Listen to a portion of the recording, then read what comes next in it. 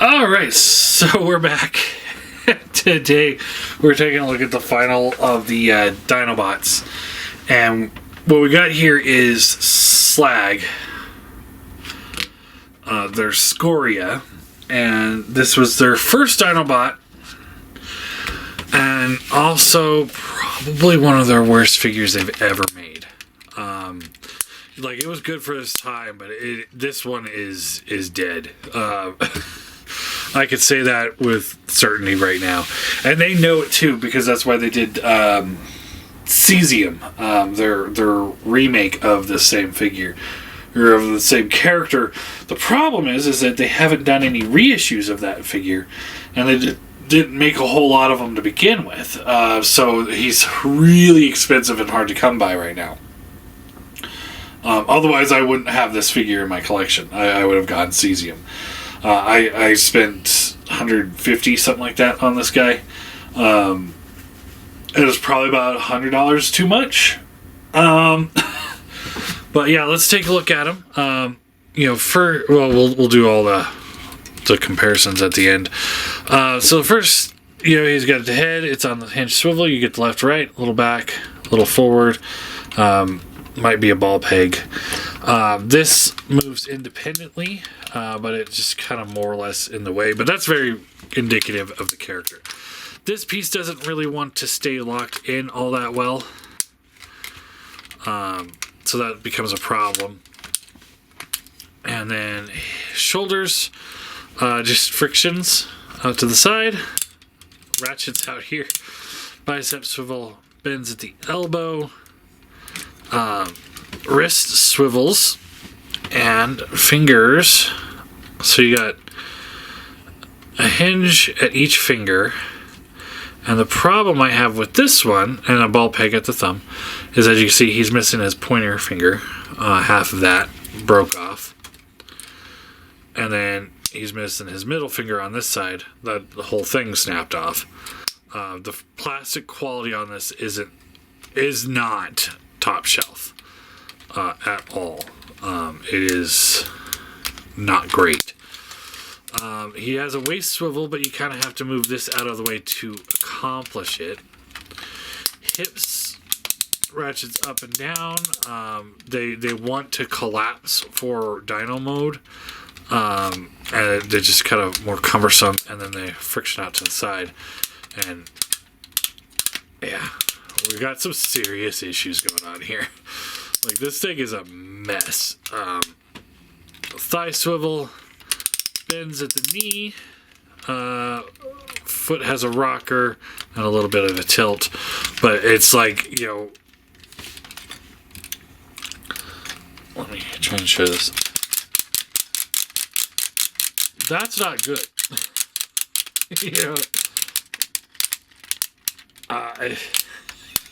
It's just a mess. This thing did not age well at all. You've got the sword. You can plug this to the hand, and like the other ones, you just tuck the thumb down, and then you're supposed to plug it into the hand. But the problem is that these bits get in the way of his forearm. So unless you're posing him like this, he ain't gonna be able to hold it. Obnoxious. Or you have to do it. Well, can you even do it on? No, not really. No matter which way you do it, unless you have it like this, he's not going to hold it. And then, of course, he can't hold it anyway because it won't tab in. You have to wrap the fingers around it, and that barely holds it as it is. Not good build quality or design right there. And let's see, let's try and get the thumb around the handle, and then see if we can hold the gun better. Nope. This is one of the big reasons why I hate posable hands. It's like if the fingers start falling off, or if it's just a poor design. Poor way to do it. I would much rather have detachable hands that have sculpted poses.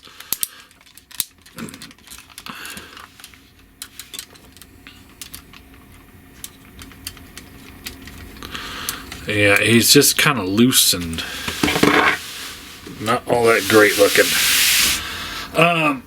Yeah, he's not aged well.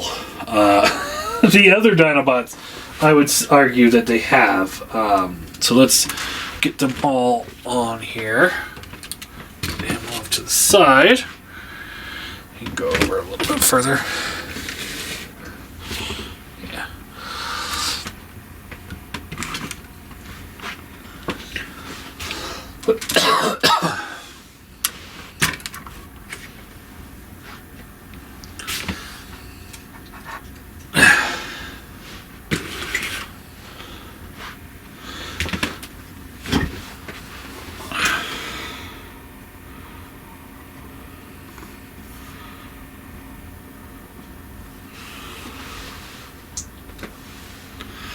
Alright, and swoop. And there is the team as a whole. And as a whole, they look great. I think if you got Cesium, it would probably look a little bit better. He's easily the weakest link there. And then if we want to throw some other characters in here, just so that we could see, because like, here's the X-Transbot's Perceptor, who's more tune accurate. And you see, like, because he doesn't have the chrome on him, you know, he looks more tuned and he's more plain. He doesn't have nearly as much sculpt detail as the Dinobots do. Like, Dinobots got rivets, they got, you know, crevices. They look great for the sculpt and stuff. Here's Fanstoys Huffer. You know, and he looks like he fits in with Perceptor very well, but not so much with the Dinobots. And then here is Transform Element Prime, and, you know, same kind of deal. So it's like these three look great together because they all have that kind of more cartoon look with more, it's just more plain, flat colors, stuff like that. And then you look at the Dinobots with all the chrome and the sculpted detail, and it's just like, doesn't quite fit. Now, that being said, you know, and I've been saying it all week that I don't think they quite fit with a Modern Masterpiece collection. That being said, for me, it works because, in my mind, the Dinobots are, if we're going with the G1 cartoon, the Dinobots are kind of like a sub-race of Autobots, which, I mean, they are, but unlike the rest of the Autobots, the Dinobots were built on Earth with Earth materials. So to me, it's okay for them to look a little different from the rest. And I'm making an excuse right off the top of my head. You know, I'm just pulling this out of my ass. But, you know, it's like, to me, that justifies the different look. However, if somebody were to re-release the set in cartoon colors, I would probably replace them. As it sits, Scoria is the weakest link. He did not age well at all. And again, you know, Fanstoys knew this, and that's why they reissued it Cesium under the Perfect Fusion banner. The problem with that is, again, they did it with the small numbers because they didn't want to tie the failure into the main company, even though it was a success from what I understand. And they haven't reissued it since. I do think it's time for them to reissue it so that we can get a full set of Dinobots that look great from start to finish, because he really does not look good.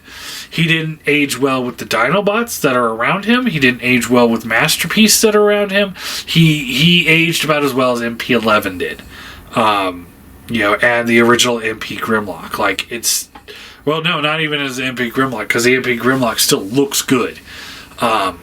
It's just not the right size and build for the rest of MP.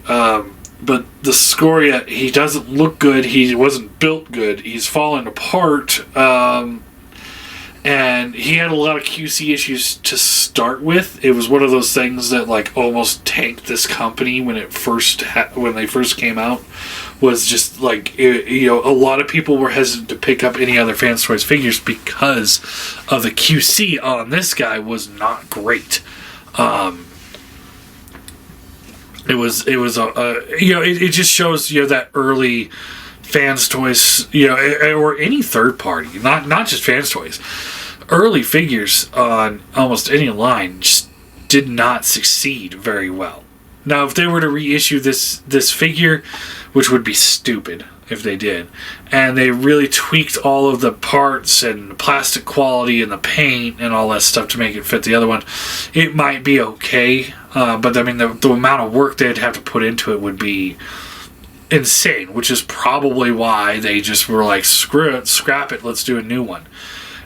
They just need to reissue it. So, for the Scoria, I'm going to give it a score of 2 out of 10. For me, it's a placeholder until I can get a good price on Cesium. That's really all he is. Or replace the entire set with the Gigapower. I'm eyeballing it, but it's one of those. What I'm annoyed about the most with Gigapower is like there's a metallic finish and then there's a chrome finish versions, and they're reissuing them just haphazardly. So it's going to be like, will they finish the chrome version or will they finish metallic version, or are they just doing every other figure? It's like how do I bank a collection on maybes? But anyway, I definitely think he's a fail, and I cannot recommend him at all. But at the same time, as a set, as a whole, I do recommend the Fanstoys Dinobots. If you got the Cesium, all the better. If you're just getting into collecting, I would definitely pick up, like, I know Swoop and Sludge are available on almost all websites. And a lot of times they're doing some sort of clearance on them. Because at the reissue price of the $300, they just weren't selling. So they're about $230 is, I think, the average on those two. And that's where I would start. I would pick up those two and see if you like them. But I definitely think that you will. The Grimlock and the Snarl are going to be a little bit harder to find. And then the Sludge or Slag is the hardest to find. I think he's the worst built one. Maybe that's why it's harder to find him, because he's poorly built and people are breaking him. So yeah. At the end of the day, I recommend the set. I recommend the set regardless. But if you're going more with the MP10 style, I recommend it more. But I can't recommend the Scoria on its own. Only as the set. He's not good on his own. He's a mess. I can't recommend him.